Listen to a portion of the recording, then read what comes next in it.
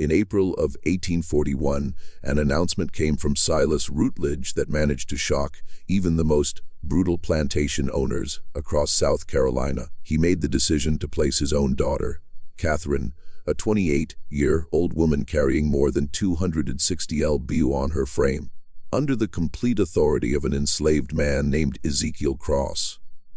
Not for nursing duties, not for companionship, but as her master in every practical sense, though never legally recognized on paper.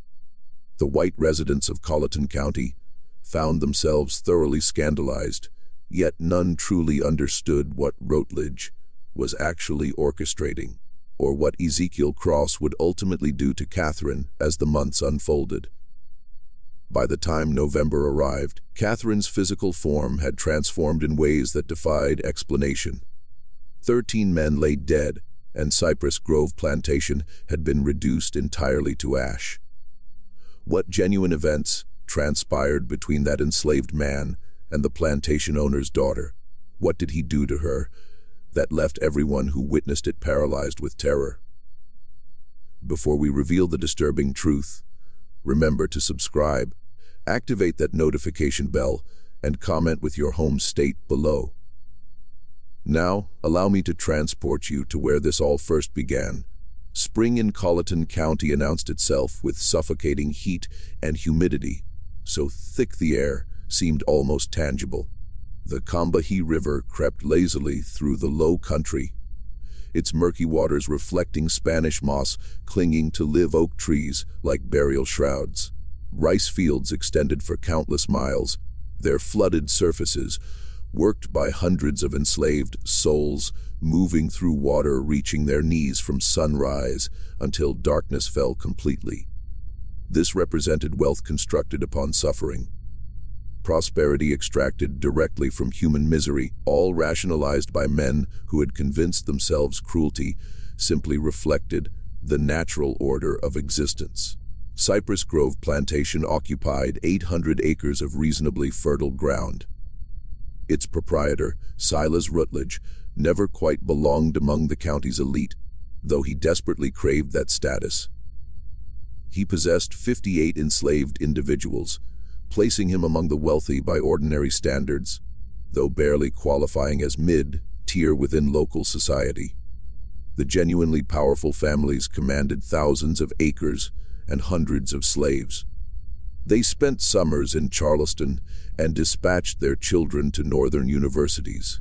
Their names carried influence capable of opening doors or demolishing reputations, with nothing more than a single utterance.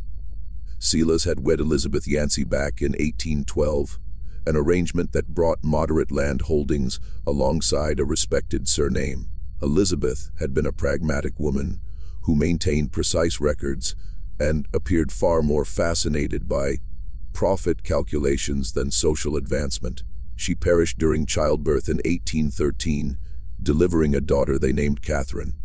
For 28 years, Silas raised Catherine alone while channeling his energies toward penetrating the exclusive circles of county power. He stood tall, thin in that particular way affecting people who simply forget nourishment when consumed by fixation. His hair had silvered prematurely, creating a stern appearance matching his chilly disposition. In business matters, he carried a reputation for shrewdness while maintaining adequate honor, the sort who would negotiate aggressively yet honor his commitments. His daughter Catherine had grown up in isolation, educated by private tutors, forever belonging nowhere specific. By 1841, she had reached 28 years and weighed approximately 260 lb. Her body had swollen from years of medications prescribed by physicians, diagnosing her with hysteria and female nervous complaints. She experienced violent episodes during which she would scream and hurl objects. She had attacked her father with a letter opener the previous year, leaving an enduring scar across his left hand. The white society of Colleton County whispered about her with counterfeit sympathy. Poor Silas Rutledge, encumbered with an insane daughter. What a pity. She had been such an attractive child. None of them recognized the truth. None understood what Catherine had witnessed at 12 years old, or that her apparent madness was nothing of the sort, but rather a completely rational response to dwelling among monsters.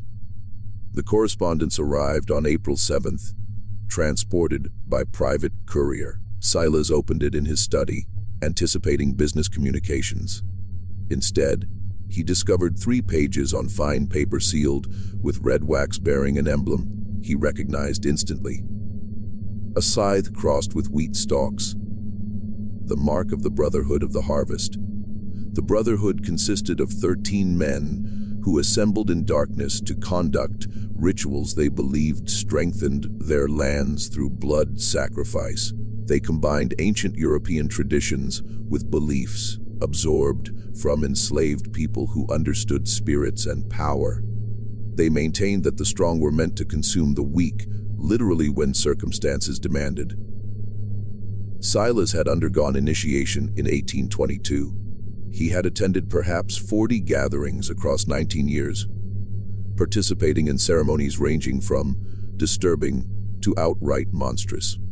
The letter informed him he carried debt, $12,000, accumulated through years of gambling losses and failed investments, an unattainable sum. Repayment would necessitate selling most of his acreage and every enslaved person, destroying everything he had constructed. Yet the correspondence presented an alternative, a demonstration of commitment from members facing difficult circumstances. Silas would take his daughter Catherine and position her under the complete authority of one of his enslaved men. Not temporarily, not as punishment, but as a genuine transfer of responsibility lasting 1 full year. The enslaved man would exercise total control over her person, her daily activities, her treatment.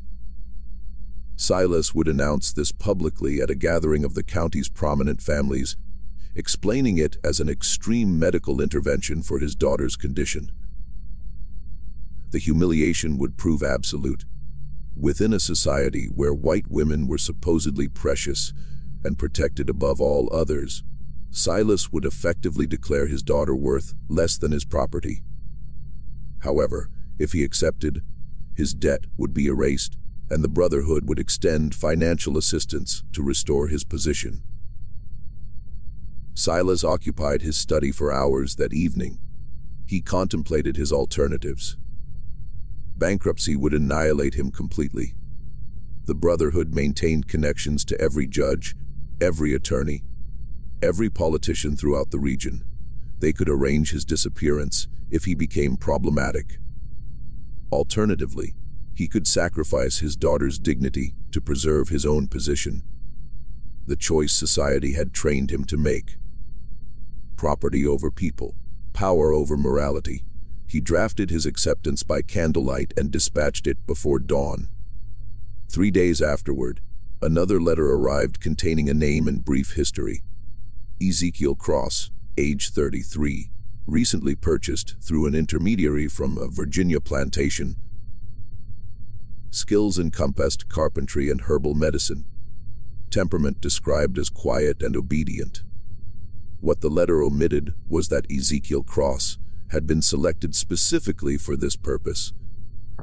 That his placement at Cypress Grove was no coincidence, that he carried his own burning need for justice and the patience to wait for precisely the right moment. Ezekiel arrived on April 13th aboard a wagon driven by a slave trader named Henderson. The wagon pulled directly to the main house, unusual since most slave transactions occurred near the barns. Silas emerged onto the porch, shielding his eyes against the morning sun. In the wagon bed sat Ezekiel. The first thing Silas noticed was his eyes. Most enslaved people kept their gaze downward as a survival mechanism, but Ezekiel looked directly at Silas, his expression calm and appraising. It generated profound discomfort in Silas. Ezekiel stood tall, perhaps 6 feet 2 inches, with broad shoulders and lean muscle developed through a lifetime of hard labor. His skin displayed no evidence of whipping scars. His clothing was simple yet clean. His hands were large and calloused, yet his fingers possessed precision, suggesting skilled work rather than mere brute force. Henderson descended and handed documents to Silas. Ezekiel Cross, as requested. Previous owner described him as quiet but capable. Your associates want you to understand this one was carefully selected. Silas barely examined the papers. He addressed Ezekiel directly. You comprehend why you are here? Yes, sir. Ezekiel's voice resonated deep and measured with a slight Virginia accent. My daughter experiences illness. You will assume responsibility for her care. Physicians have failed. You claim knowledge of herbal treatments. My grandmother was a healer, sir. She instructed me before I was sold away. The transaction completed swiftly. Ezekiel was directed to a small cabin near the main house, separated from the other slave quarters. He received basic supplies and was informed his duties would commence the following day. He was advised that his sole responsibility was Catherine's care, and that failure would bring severe consequences. Ezekiel nodded and responded, Yes, sir, when required. Then he found himself alone. For the first time since arriving, he permitted his expression to shift. His jaw relaxed slightly. His shoulders released tension. He sat on the bed and extracted from inside his shirt a small cloth bundle. He unwrapped it carefully, revealing a worn piece of paper bearing 3 names written in a child's uncertain handwriting. Sarah, Benjamin, Ruth, his wife, his son, his daughter, sold away from him 3 years earlier to an Alabama plantation notorious for working enslaved people to death. He had learned they all perished within 18 months. Sarah from untreated fever. Benjamin from an injury that turned septic. Ruth from simply giving up, a 6-year-old child who stopped eating because she could not comprehend why her family had been torn apart. And Silas Rutledge had been the one to sell them. Not because he required money, not because they had committed any offense, but because he had been demonstrating to the Brotherhood that he could make difficult decisions without sentimentality. He had divided a family like kindling for burning. Ezekiel had spent 2 years working his way south, deliberately getting sold from plantation to plantation, always collecting information. He learned about the Brotherhood through whispers. He learned about their rituals and membership. He learned they considered themselves beyond any consequence. When the opportunity arose to be sold specifically to Rutledge, Ezekiel recognized this as his chance. He would gain access to Rutledge's house, to his secrets, to his vulnerabilities. And sometimes justice emerged not from courts or laws, but from patience and planning, and from being willing to become exactly as monstrous as necessary. He folded the paper bearing the 3 names and tucked it away.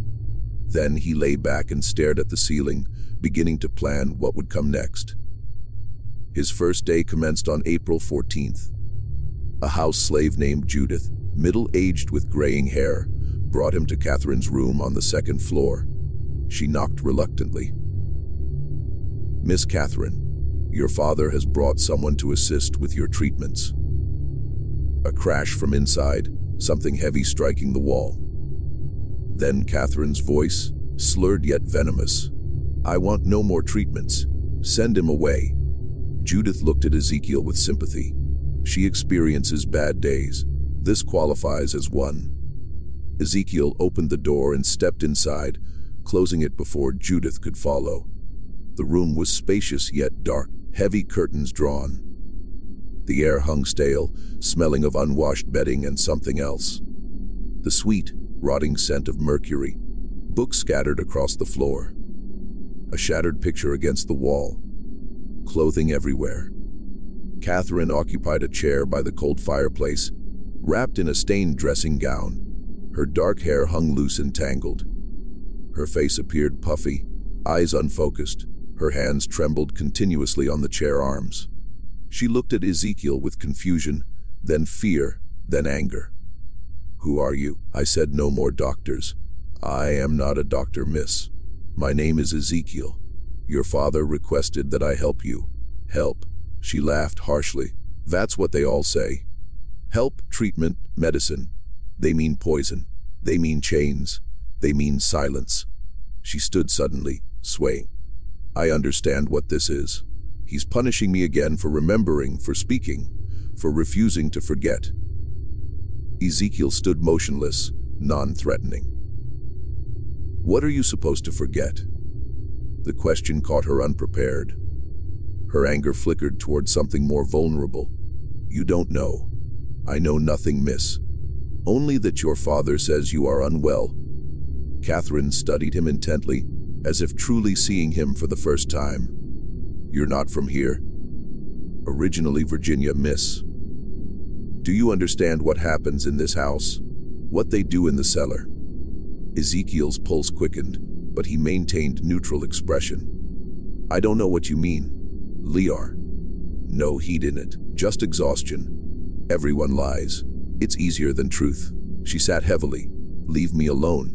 Tell my father his newest torment failed. But Ezekiel moved to the window and pulled open the curtains. Sunlight flooded in. Catherine cried out, covering her eyes. When did you last go outside, miss? I cannot walk that far. I'm too weak. When did you last eat without laudanum in it? The medicine is necessary. Doctors say so. What if the doctors are wrong? Her hands came down from her eyes. She stared at him with hope and terror mingled. What did you say? Ezekiel turned from the window. This was the moment, the first card played. I said, what if the doctors are wrong? What if everything you've been told about your condition is designed not to help you, but to keep you controllable? What if your father has been poisoning you for years to ensure you never become well enough to speak about what you saw? Absolute silence. Catherine's eyes went wide, her trembling hands stilled. For 30 seconds, she simply sat there, her mind working. When she spoke, her voice was different, clearer. He told you. Your father told me nothing, miss. But I have eyes.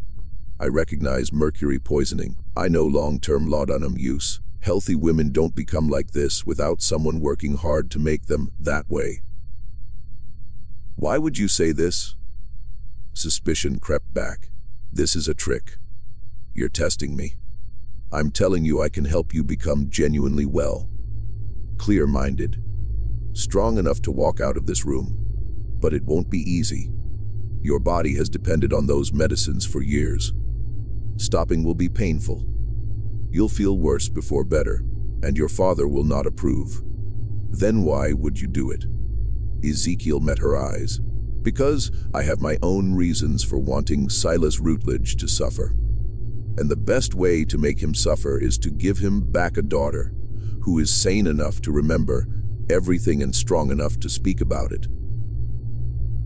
The truth, dangerous to speak so plainly.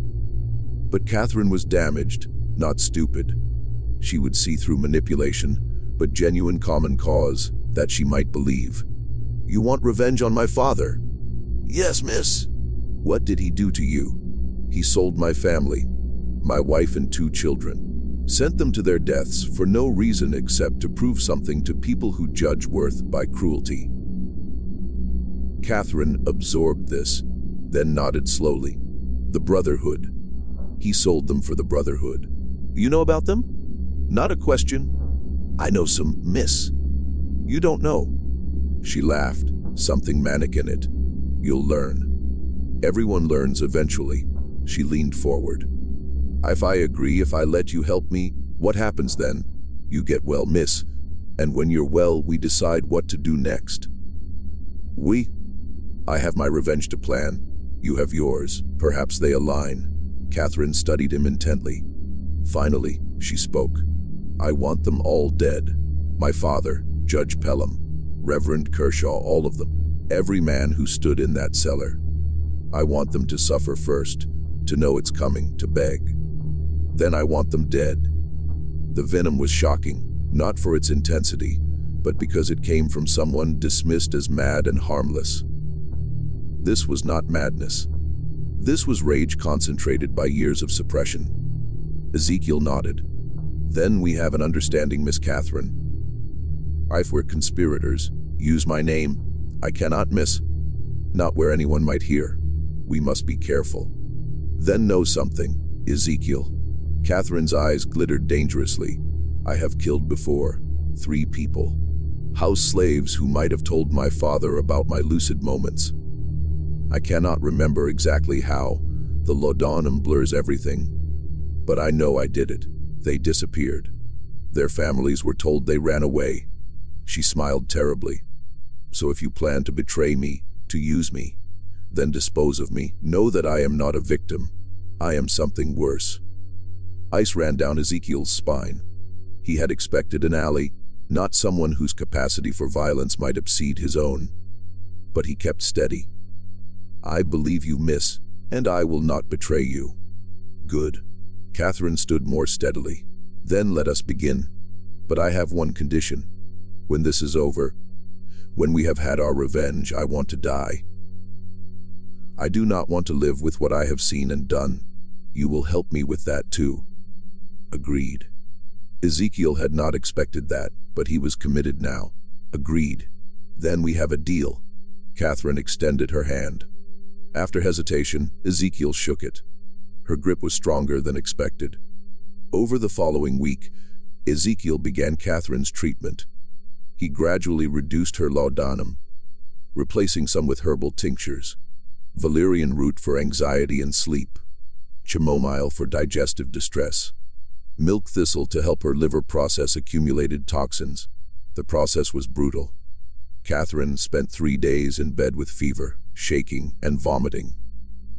Ezekiel stayed with her through it, holding a basin while she was sick, wiping her face with cool cloths, speaking quietly just to remind her she was not alone. When the worst passed, she was weak but clearer than she had been in years. The constant tremor decreased. Her speech was less slurred. She could focus on reading. Then real work began. Ezekiel had her walking short distances at first, from her room to the hallway end and back. It exhausted her, but he insisted every day a little further. He adjusted her diet, bringing lean meats and vegetables instead of heavy pastries.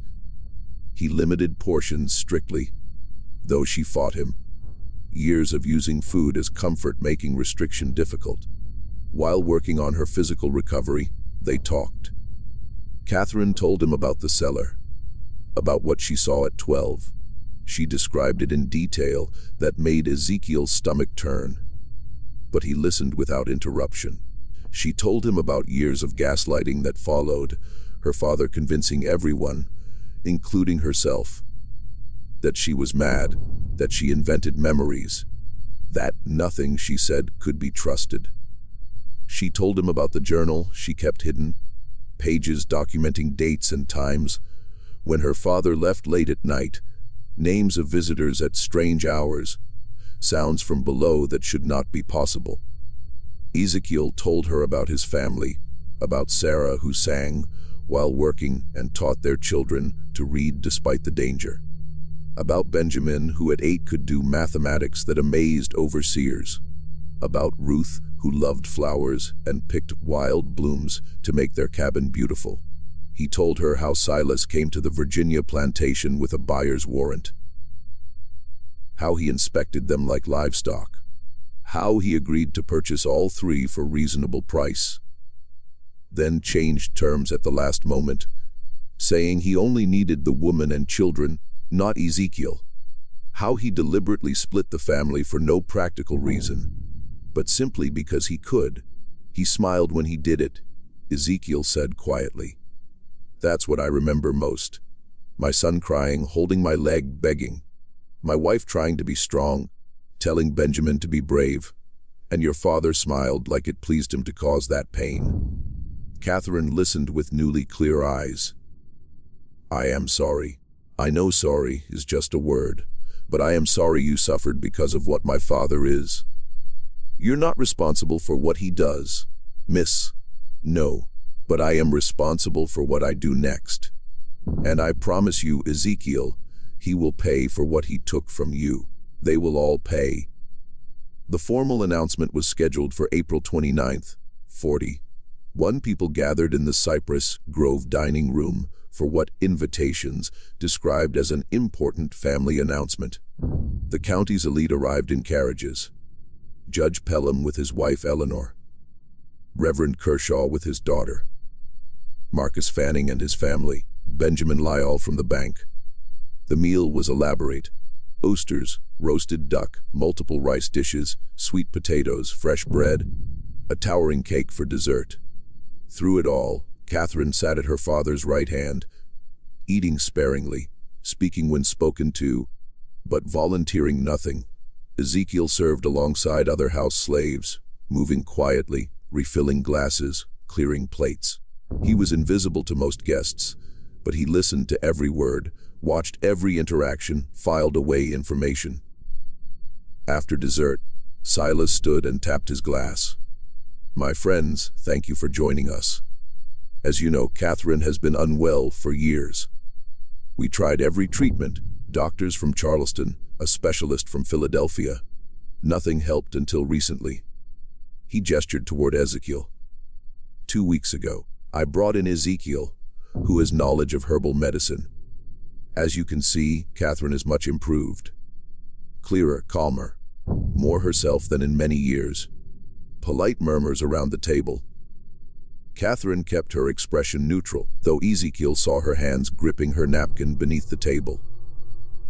This improvement, Silas continued, has led to a difficult decision. Catherine requires ongoing care more intensive than our household can provide. After much consideration, I've decided Ezekiel will assume full responsibility for my daughter's welfare. He will have complete authority over her treatment, daily activities, and living arrangements effective immediately. The murmurs changed tone. Confusion now. Several guests exchanged glances. Mrs. Pelham's face registered shock. Marcus Fanning spoke up. "Silas, I do not understand. You are placing your daughter under a slave's care permanently." "I am placing her with someone who succeeded where others failed. My daughter's health is more important than social convention." "But surely," Reverend Kershaw interjected carefully, "there are other options. A companion, a nurse, someone more appropriate." Silas's expression hardened. "I have made my decision." Catherine agrees. "Do you not, daughter?" All eyes turned to Catherine. This was the moment she could refuse, could expose everything, could bring it all crashing down. Instead, she smiled, small, controlled, revealing nothing. "I trust my father's judgment. Ezekiel has been kind and his treatments help. I am content with this arrangement." Perfectly delivered. But Ezekiel saw what others did not. Saw her knuckles white on that napkin. Saw the flash in her eyes, promising violence. She was playing the required role, the obedient daughter. But inside she was screaming. The evening passed in awkward conversation. Some guests left early. Others stayed to speak with Silas privately, asking questions they did not want public. Ezekiel caught fragments. "Are you certain this is wise? What will people say? The Brotherhood will not approve of this becoming public." That last from Judge Pelham, spoken low near the study. Silas's response was too quiet to hear, but whatever he said made Pelham nod and clap his shoulder. By midnight, all guests had departed. Catherine retired to her room. Silas went to his study. Ezekiel helped with cleanup, then made his way upstairs. He knocked softly on Catherine's door. "Come in." She sat by the window, still in her dinner dress, looking out at dark grounds. She did not turn. "It's done then. I'm officially your responsibility. Property of property." "How absurd. How are you feeling?" "Miss, I want to burn this house down with everyone in it. But we must be patient. Isn't that what you tell me?" "Yes, miss." I agreed because I want them to feel secure. I want them to think this is just my father's eccentricity. I want them to forget about me while we work." She turned to look at him. "Did you see their faces? The disgust, the pity. They think I'm pathetic. They have no idea what we're planning." "And what exactly are we planning, miss?" Catherine moved to her dresser and pulled out a wooden box. Inside were papers covered in her handwriting. "I've been documenting everything I remember for years. Dates, names, ritual descriptions, coded so it looks like nonsense if found. But I can decode it. We have enough to destroy 20 men. And will anyone believe us, miss? A woman recently recovered from madness and an enslaved man? No. Which is why we need proof. Real physical evidence they cannot dismiss." She pulled out one specific page. "I know where they keep their records. The Brotherhood maintains a ledger of all activities, every ritual, every sacrifice, every member's participation. It ensures everyone is equally guilty. My father mentioned it years ago, before he realized I would remember." "Where is this ledger?" "In the cellar. There's a hidden room beyond the main chamber. I never saw inside, but I heard them talk about it. That's where they keep everything they cannot afford to lose." Ezekiel felt excitement mixed with dread. Such a ledger would be devastating evidence, but getting it meant going into the heart of the Brotherhood's domain. Would need to access it when the house is quiet. "My father travels to Charleston monthly for business. The next trip is May 14th. He'll be gone 3 days. That gives us 2 weeks to prepare. We need the cellar layout, every room, every hiding place. I can help. I've been thinking about this for 16 years. I know exactly what needs to happen."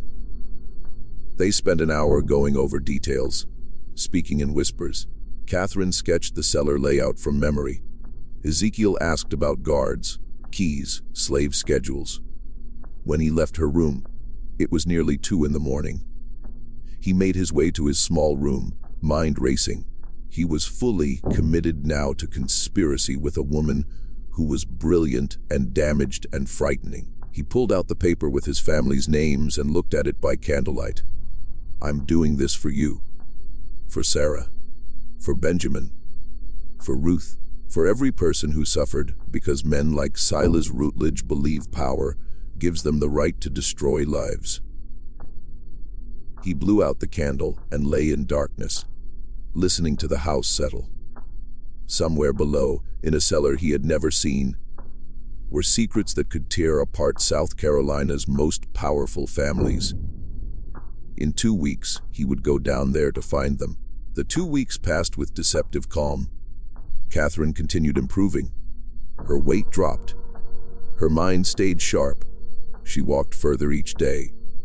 More importantly, she was translating sections of her coded journals for Ezekiel, filling in details about the Brotherhood that made his blood run cold. The Brotherhood was not unique to Colleton County. It was part of a larger network across the South. Connected societies in Charleston, Savannah, New Orleans, Richmond. Different names, but always the same structure. Wealthy men who believed their power derived from ancient practices of dominance and sacrifice. They believed they continued traditions going back thousands of years. European mystery cults mixed with things learned from enslaved people. Catherine explained one afternoon. They twisted it into something monstrous. Justification for things that have no justification.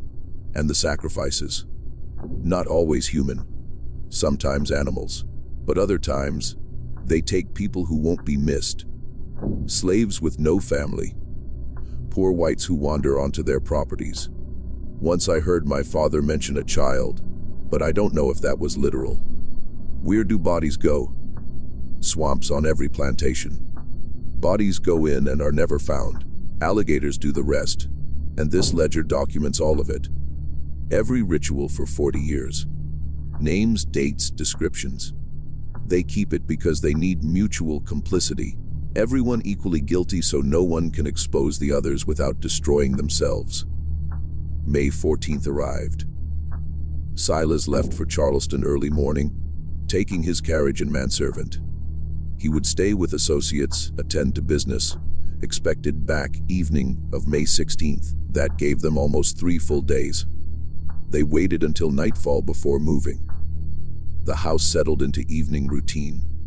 By 10, the main house was silent. They met in Catherine's room. She had changed into simple dark clothes, allowing freedom of movement, hair pulled back tightly. She looked like someone preparing for battle. "Are you certain, miss?"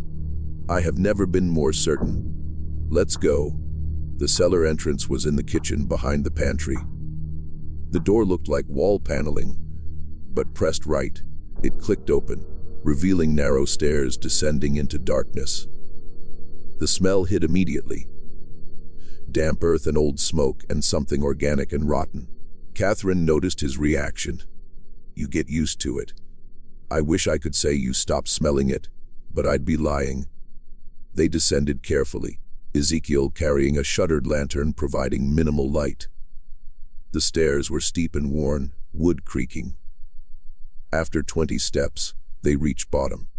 The cellar was larger than expected, easily 30 feet square with low ceilings supported by thick beams. Floor was packed earth.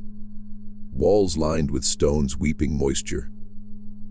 At center was what Catherine called the altar, though now it looked like just a heavy wooden table. But dark stains on its surface and grooves carved in edges told their own story. Around the room were candle holders, clay jars sealed with wax, wooden boxes, a rack holding black robes with crimson trim. Along one wall, shelves containing books and papers. Catherine moved with certainty of someone following a memorized map. She led Ezekiel to the far wall where stones seemed solid, but she pressed one particular stone and something clicked. A section swung inward, revealing another chamber. This room was smaller, 10 feet square, and here the Brotherhood kept its secrets. The ledger sat on a wooden stand in the center. Massive, 2 feet tall and 18 inches wide, bound in dark leather with metal clasps. Next to it were smaller journals. Around the walls were shelves containing jars Ezekiel refused to examine too closely. "There," Catherine whispered, pointing. "That's what we need." Ezekiel moved to the stand and opened the book carefully. Pages were thick parchment covered in meticulous handwriting, names and dates going back to 1800. Ritual descriptions written in clinical detail, like scientific experiments rather than atrocities. He began reading, and with each entry, his horror deepened. These men had not just committed occasional violence. They made it systematic. Regular gatherings every 6 weeks, rituals timed to agricultural cycles, believing blood fed land. They had killed at least 37 people over the years, probably more. Mostly enslaved people, but also poor whites, indigenous people, anyone vulnerable, and notes about consumption. They had not just killed, they had eaten. Pieces of victims prepared specific ways, consumed during ritualistic meals they believed transferred power. "Dear God," Ezekiel whispered, "this is worse than I imagined. I tried to tell you." Catherine's voice was flat. "I watched them when I was 12. I watched them cut pieces from that woman on the altar. I watched my father raise a goblet and drink. Then I spent 16 years being told I was insane, that I imagined it all. But I knew, I always knew." Ezekiel turned pages looking for entries about his family. He found them in October 1838. 3 lines. Purchased family unit from Virginia. Woman Sarah. Children Benjamin and Ruth. Separated from male to demonstrate resolve. Sent to Alabama contact. Payment received. 3 lines. That was all his family's destruction merited. "We need to take this," Ezekiel said, voice tight with rage. "Numbo." Catherine's hand on his arm. "If we take it now, they'll know immediately. We need to copy the most important entries first." She was right. But Ezekiel wanted to burn everything. However, revenge required patience, required being smarter than the enemy. They spent 3 hours working. Catherine had brought paper and ink. She copied entries about specific rituals, focusing on ones naming current members. Ezekiel documented victims, creating a list of names and dates that could potentially be cross-referenced with other records. Exhausting work made worse by the content. Several times Ezekiel had to stop, hands shaking too badly. Once Catherine left the chamber entirely, overcome by memories. But slowly, methodically, they built their case. Page after page of evidence. They were so focused, neither heard footsteps on the cellar stairs. The first indication something was wrong was when light flared in the outer chamber. Lantern light much brighter than their single lamp. Ezekiel looked up sharply, blood going cold. Silas Routledge stood in the doorway, flanked by 2 other men. Behind them, at least 4 more figures in the main cellar. "I must admit," Silas said calmly, "I am impressed. I did not think you would find the inner chamber." Catherine stood slowly, placing herself between her father and Ezekiel. "You were supposed to be in Charleston." "I was supposed to be, but I never trusted your miraculous recovery. So I made arrangements. I left this morning, yes, but I returned this afternoon and watched the house all evening, waiting to see what you would do." He stepped into the chamber, the 2 men blocking the exit. "Did you really think I would not anticipate this? That I would not prepare for the possibility you might remember, might seek revenge? You've been poisoning me for 16 years. Catherine's voice steady despite everything. "And you expect me to simply accept that? I expect you to understand it was necessary. You saw something you should not have. A child. You could not understand. I could not allow you to destroy everything. I was 12, and I watched you murder a woman and eat her flesh. That was not fear, Father. That was a reasonable response to witnessing evil." Evil. Such a simple word. Silas moved further into the room, eyes moving between Catherine and Ezekiel. "And you, using my daughter to get to me, filling her head with ideas of revenge." Ezekiel said nothing, calculating distances and odds. 7 men against 1, with Catherine in no condition to fight. The situation looked hopeless. Silas seemed to read his thoughts. "Don't do anything foolish. I don't want to hurt either of you. Not permanently. But I cannot have this rebellion continuing." He gestured to the men behind him. "Bring them upstairs. We need to discuss what happens next." They were taken to Silas's study and locked inside together. The room was windowless except for one high transom, impossible to reach. The door was heavy oak, locked from outside. As soon as they were alone, Catherine moved to Ezekiel. "Are you hurt?" "No, miss. But we're in serious trouble." "Yes, but not as much as you think." She pulled something from inside her dress. The papers they had been copying. "I managed to keep these. He didn't search me. Too confident. That won't help if we're dead. We're not going to die. Not tonight." Catherine's eyes were calculating.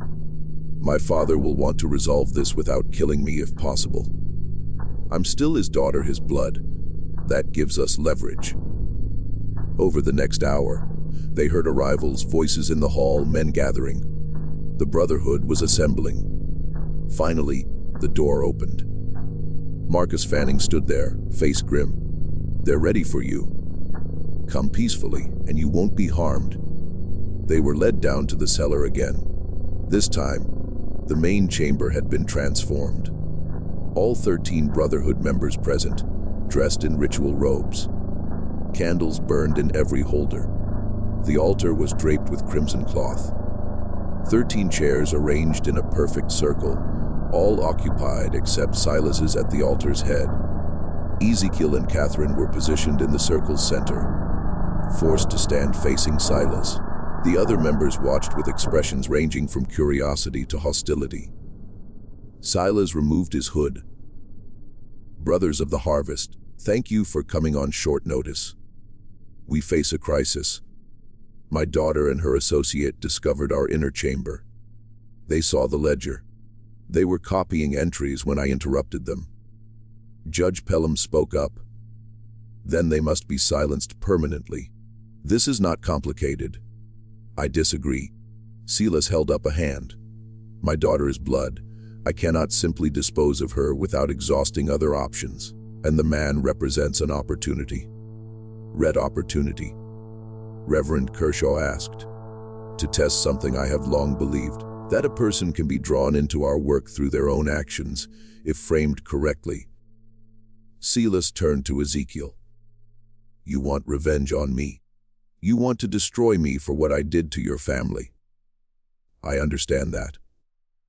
But what if I offered you a different kind of revenge, a more meaningful one? I don't understand. Ezekiel said carefully. I am offering you membership, not as an equal. The Brotherhood does not accept men of color as full members, but as an associate. You would attend our gatherings, participate in rituals, and in exchange I would give you what you want most. My family is dead. You can't give me what I want. No, but I can give you revenge against the people who killed them. The plantation owner in Alabama who worked your wife and children to death. His name is Edward Gaines. He is not part of the Brotherhood. He has no protection from us. If you join us, prove your loyalty. I will give you resources to destroy him. Money, information, whatever you need to make him suffer as you have suffered. The offer hung in the air, obscene in its calculation. Join the men who destroyed his family to get revenge on another monster. And if I refuse, then you and Catherine both die tonight. Your bodies go into the swamp. No one will ever know what happened. The papers Catherine was copying will be burned. Her journals destroyed. Everything continues as it always has. Silas spread his hands. But if you accept, you live. Catherine lives. You get your revenge. All it costs is your soul. Ezekiel looked at Catherine. Her face was pale, but she gave him the slightest shake of her head. Don't do it. Whatever happens, don't become them. But Ezekiel was thinking about accepting, about getting inside their organization, about gathering more evidence, about buying time. He looked back at Silas and Catherine. What happens to her? She returns to her room, resumes her medications, forgets what she has seen. The alternative is she dies alongside you. No. Catherine's voice cut across the chamber. I will not forget again. I will not be silenced. Kill me if you must, Father, but I will not pretend I don't know what you are. Silas's expression hardened. Then you have made your choice. Wait, Ezekiel spoke quickly. I accept, but on one condition. Catherine goes free, not back to her room. Free. Let her leave this house. Leave South Carolina. Give her money to start over. If you do that, I will join you. Several Brotherhood members shook their heads, but Judge Pelham spoke. The boy makes a point. The girl is already broken. Even if she spoke, who would believe her? But a man willing to join us, to be complicit, that is valuable. That proves our power extends even to those who hate us. Silas considered. Finally he nodded. Very well.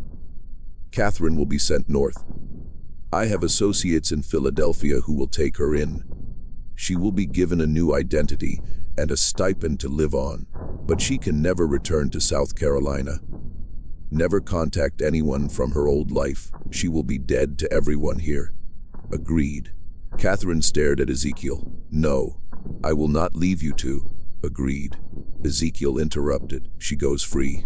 I join you. Then we have a bargain. Silas turned to the others. Catherine leaves tomorrow. Ezekiel's initiation will be in 3 weeks at the next regular gathering. Until then, he remains at Cypress Grove under watch. If he tries to escape or contact anyone, the deal is void and both die. Understood. Ezekiel nodded. Catherine looked like she wanted to argue, but Ezekiel caught her eye and shook his head slightly. Trust me. Catherine left the next morning. A closed carriage took her away at dawn. Ezekiel watched from his cabin window as it rolled down the long drive and disappeared into the trees. She had not been allowed to say goodbye. He had not been allowed to speak with her after the confrontation in the cellar. But as she had been escorted to her room the previous night, she had looked back at him once, and in her eyes he had seen something that gave him hope. She understood. She knew he had not truly surrendered. She knew this was strategy, not defeat. The question was whether she would actually go to Philadelphia or whether she had her own plans. The 3 weeks that followed were the longest of Ezekiel's life. He was kept under constant watch. 2 overseers followed him everywhere. He was not allowed to leave the plantation grounds. He was given menial work to keep him occupied, meaningless tasks that accomplished nothing but filled time. But he was also given access to the main house, to the study where Silas kept his papers, to the cellar where the next gathering would take place. They were watching him, yes, but they were also testing him. Seeing if he would try to escape, seeing if he would attempt sabotage. Ezekiel did neither. He played the role of defeated man who had made a pragmatic choice for survival. He was quiet, obedient, asked no questions, caused no problems. But he was observing everything, learning the routines of the house, noting which slaves could be trusted, which overseers were cruel, which brotherhood members visited regularly. He was building a mental map of how everything worked, looking for weaknesses. And at night, alone in his cabin, he thought about what was coming. His initiation would require participation in their rituals. They would test him. They would want to make him complicit in something horrible, so he could never expose them without destroying himself. He thought about how far he was willing to go, what lines he would not cross, even for revenge, whether there was any act so terrible that justice did not justify it. He did not have good answers to those questions. On June 2nd, the night before his initiation, Silas came to his cabin. It was late, after midnight. Ezekiel woke to knocking and opened the door to find his owner standing there alone. "May I come in?" Ezekiel stepped aside. Silas entered and looked around the sparse room. Finally, he spoke. "Tomorrow, you will become one of us. Not fully, never fully, but enough. I want you to understand what that means." "I understand what I agreed to. Do you? Do you truly?" Silas sat on the single chair uninvited. The Brotherhood has existed for 43 years. In that time, we have never lost a member to exposure. Never had someone break our code of silence. Do you know why? Because everyone is equally guilty. Partly. But also because we take care of each other. A man joins the Brotherhood and suddenly doors open. Business opportunities appear. Legal problems disappear. Enemies find themselves in difficulty. We are not just a society, Ezekiel. We are a network of power that extends across the entire South. Once you are part of that network, even as an associate, you will have access to resources you cannot imagine. And in exchange, I help you murder people. Silas did not flinch. In exchange, you help us maintain the natural order. The strong over the weak. The powerful over the powerless. That is how the world has always worked. We simply acknowledge it and use it to our advantage. You killed my family to demonstrate your commitment to that order. I did, and I would do it again, because sentiment is weakness. Love is weakness. The moment you allow yourself to care more about individuals than about power, you have already lost. Silas leaned forward. But here is what I want you to understand. Your family is dead. Nothing you do will change that.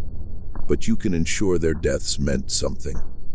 You can use the power the Brotherhood offers to prevent other families from suffering the same fate.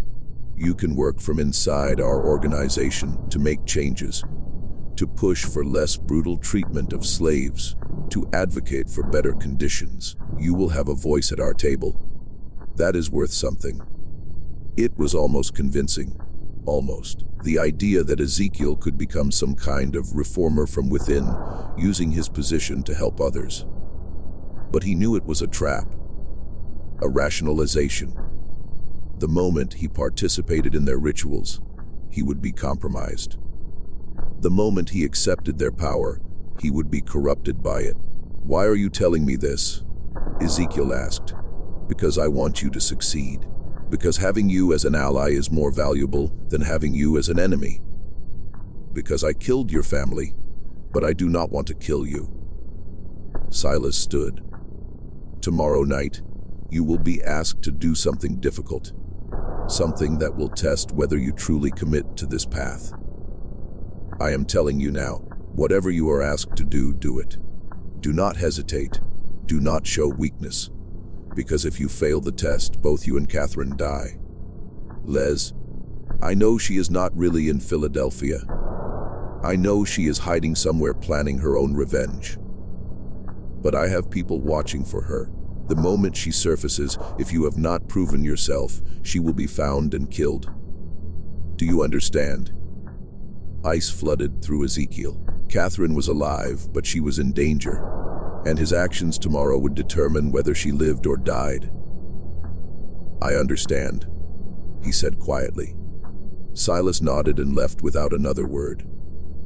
Ezekiel sat alone in the dark cabin, thinking about the impossible position he was in. He had to participate in something monstrous tomorrow. Had to prove himself to monsters. Had to become complicit in evil. Or he had to find another way, a third option that neither Silas nor the Brotherhood anticipated. He pulled out the paper with his family's names, looked at them in the moonlight coming through the window. "Forgive me," he whispered, "for what I'm about to do, for what I have to become. I promise you it will not be for nothing." The gathering began at midnight on June 3rd. Ezekiel was brought to the cellar by two Brotherhood members, who stripped him to the waist and tied his hands behind his back. They led him down the stairs into the candlelit chamber, where all 13 members waited in their robes. Silas stood at the altar's head. "Brothers of the harvest, tonight we conduct an initiation unlike any in our history. We bring into our circle a man who has every reason to hate us, a man who has lost everything because of what we represent. We do this to prove that our power extends even to our enemies, that anyone can be brought into the fold if the price is right." He gestured, and two more Brotherhood members brought forward a figure bound and gagged, struggling weakly. They placed the person on the altar and stepped back. It was a young woman enslaved, maybe 18 or 19 years old, terrified. "This is your test, Ezekiel," Silas said. "To join us, you must participate in our ritual. You must take the knife and make the first cut. You must prove that your desire for revenge against Gaines is stronger than your moral objections to our methods. If you refuse, you die here tonight. If you accept, you become one of us, and we help you destroy the man who killed your family." The other Brotherhood members began chanting, low rhythmic sounds in a language Ezekiel did not recognize. The candles flickered. Shadows danced on the walls. Silas held out a knife. Long blade, wickedly sharp, handle wrapped in leather. "Take it. Make the choice." Ezekiel looked at the woman on the altar. She was crying, trying to scream through the gag. Her eyes found his, and in them he saw every enslaved person who had ever suffered at the hands of people like the Brotherhood. He saw Sarah, Benjamin, Ruth. He saw himself.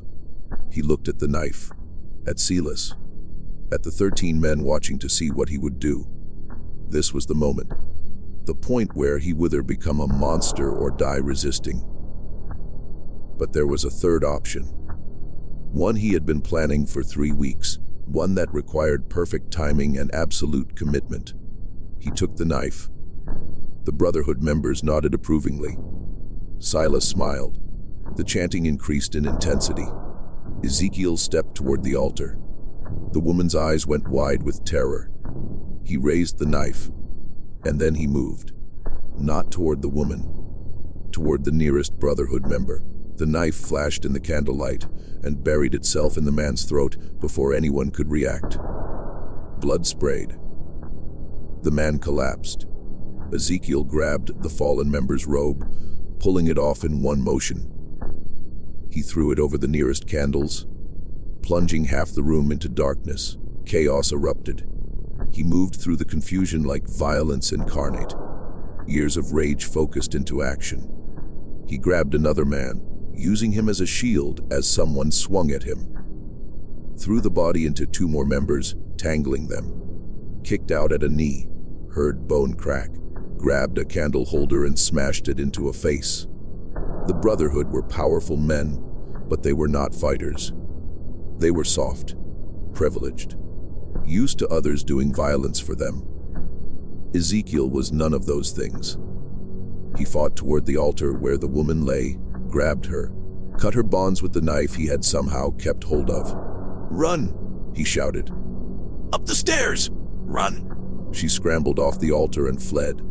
Ezekiel turned back to face the remaining Brotherhood members. 7 of them still standing, blocking the stairs.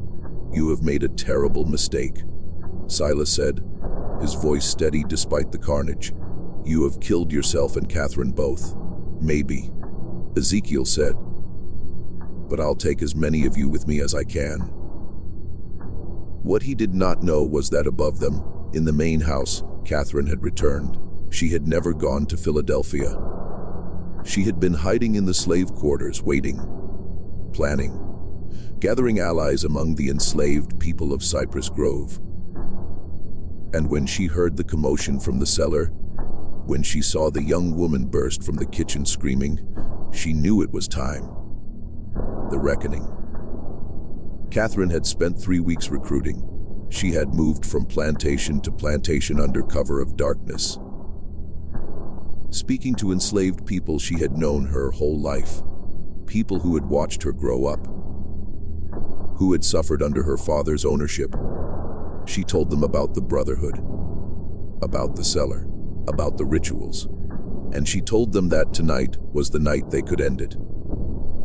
23 people came. Men and women who had nothing left to lose, who had lost children to the Brotherhood's rituals, who had watched friends disappear into the swamps, who had endured decades of brutality from men who believed themselves untouchable. They came armed with tools from the fields, axes, scythes, hammers. They came with rage that had been building for generations. When the young woman burst from the cellar, Catherine led them down. The Brotherhood members, still trying to subdue Ezekiel, did not hear them coming until it was too late. The enslaved people flooded into the cellar like a tide. There was no mercy in what followed, no hesitation. These were people who had been told their entire lives they were property, that their suffering did not matter, that their lives had no value. Now they were proving how wrong those beliefs were. The Brotherhood tried to fight. Judge Pelham pulled a pistol, but was struck down before he could fire. Reverend Kershaw begged for mercy and received none. Marcus Fanning tried to flee up the stairs and was dragged back down. Silas Rutledge, seeing everything collapse around him, tried one last desperate play. He grabbed Catherine, pulling her to him with a knife at her throat. "Stop! Stop, or I kill her!" The room went still. Catherine looked at her father with no fear in her eyes. "Do it. Kill me. It changes nothing. You have already lost. I can still escape. I can still. You can still nothing." Catherine's voice was cold. "You spent 16 years trying to break me, trying to make me forget, trying to convince me I was mad. But you failed. I remembered everything, and I am going to watch you die." She drove her elbow back into his ribs with sudden vicious force. His grip loosened. She spun away, And before Silas could recover, Ezekiel was there. They faced each other. The enslaved man and the plantation owner. All the power Silas had held, all the privilege and cruelty, all the years of believing himself untouchable. None of it mattered now. You took everything from me, Ezekiel said quietly. My wife, my children, my life. You did it for no reason except that you could, to prove something to men who valued cruelty over humanity. Please, Silas said. Just that one word, pathetic and desperate. Did my wife say please? Did my son? Did any of the people you killed in this cellar? Ezekiel shook his head. No mercy. Not for you. Not ever. What happened next was brutal and final. The enslaved people made sure none of the brotherhood survived. 13 men who had believed themselves above consequence learned in their final moments that power was an illusion. That cruelty always came home eventually. When it was over, Catherine stood in the center of the cellar, surrounded by bodies. She was shaking, not from fear, from release. 16 years of rage finally given outlet. Ezekiel came to her. Are you hurt? No. Are you? Minor cuts, nothing serious. He looked around at the carnage. What do we do now? Now. Catherine's smile was grim. Now we burn it all. The cellar, the ledger, the evidence. We destroy every trace of what happened here. But that evidence could prove what they did, could bring justice. Justice. Catherine laughed bitterly. Ezekiel looked around. This is justice, the only kind we were ever going to get. If we try to take that ledger to authorities, what happens? We're hunted down and killed. The surviving Brotherhood members in other counties come for us. This only ends if everyone believes the Cypress Grove chapter died in an accident. If there is no evidence, no witnesses, no story to tell, she was right, and Ezekiel knew it. Then we burn it. They spent the next 2 hours preparing. The enslaved people who had helped them left before dawn, disappearing back to their various plantations. They would say nothing. They had seen nothing. They knew nothing. That was how survival worked. Catherine and Ezekiel poured oil through the cellar, stacked wood and kindling, placed the bodies in positions that might look like an accident if anyone investigated. Then they took the ledger and all the journals and placed them in the center of the altar. Wait, Ezekiel said. He opened the ledger one last time and found the entries about his family. He carefully tore out those pages and folded them, placing them inside his shirt, for them. So they're not forgotten. Catherine nodded. Then she took a candle and held it to the oil-soaked wood. The fire caught immediately. Within minutes, the cellar was ablaze. They fled up the stairs and out of the house, stood in the yard, watching as flames engulfed Cypress Grove Plantation. People would come. Other plantations would see the smoke. There would be questions. But Catherine and Ezekiel had their story prepared. A terrible accident. A candle knocked over in the cellar. The master and his guests trapped below. So tragic. So terrible. No one would ever know the truth. As the sun rose over the burning ruins, Catherine turned to Ezekiel. What will you do now? Go north. Use the chaos of this fire to disappear. Maybe find others who want to fight. To create a network that can help people escape. He pulled out the paper with his family's names. I can't bring them back, but I can make sure others don't suffer the same fate. And I will go north as well. Use the money I have been stealing from my father's accounts for years. Start over. She paused. But I will not forget. I will document everything that happened here. I will write it all down so that someday, somehow someone knows the truth. They sealed the records. They'll seal your testimony too, if you try to make it public. Then I will hide it. I will code it. I will leave it somewhere to be found decades from now, when we are all dead and it cannot hurt us anymore. She looked at the burning house. The truth has a way of surfacing eventually. even when people tried to bury it. They stayed until the fire burned itself out, until Cypress Grove Plantation was nothing but ash and blackened timbers, until there was nothing left to show that 13 men had gathered there to commit atrocities. Then they walked away in opposite directions, Catherine north toward Charleston and eventually Philadelphia, Ezekiel west toward the frontier, where enslaved people could disappear into communities that asked no questions. They never saw each other again. The official story was exactly as they had planned. A tragic accident, Silas Rutledge and 12 prominent gentlemen meeting at Cypress Grove to discuss business when a fire broke out. All 13 perished in the cellar, overcome by smoke before they could escape. A terrible loss for Colleton County. Funerals with full honors. Eulogies praising their contributions to society. Catherine Rutledge was reported to have died in the fire as well. Her father's mad daughter, trapped in her room, unable to escape. A particularly sad footnote to an already tragic event. No one questioned it. No one looked too closely. The enslaved people who had participated said nothing. They had no reason to speak, and every reason to remain silent.